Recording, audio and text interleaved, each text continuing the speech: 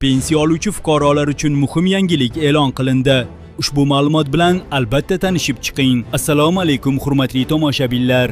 Siz O'zbekiston va dunyoda ro'y berayotgan eng muhim va rasmiy yangiliklardan xabardor bo'lib borishni istasangiz, videoni qo'llab-quvvatlang va kanalimizga obuna bo'lishni unutmang. Endi yangilik tafsilotlariga to'xtalamiz. So'nggi qarorlarga asosan pensiya tizimida sezilarli o'zgarishlar amalga oshirilmoqda. Jumladan, Xalq bankining pensiya tarqatish bo'yicha vakolatlari bekor qilindi. Markaziy bank tomonidan qabul qilingan qaror asosida ushbu yo'nalishdagi avvalgi ayrim tartiblar o'z kuchini yo'qotgan. Shuningdek, ishlamaydigan pensionerlarga to'lovlarni tashkil etish tizimi ham yangilangan.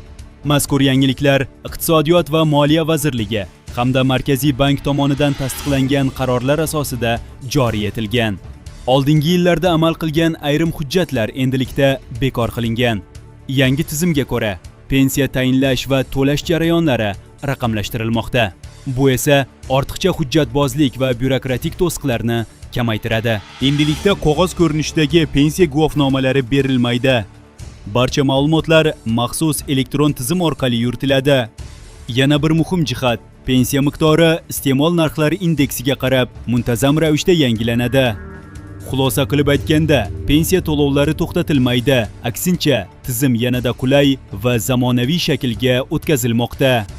Agar ushbu ma'lumot siz uchun foydali bo'lgan bo'lsa, videoni qo'llab-quvvatlang va yaqinlaringizga ham ulashing.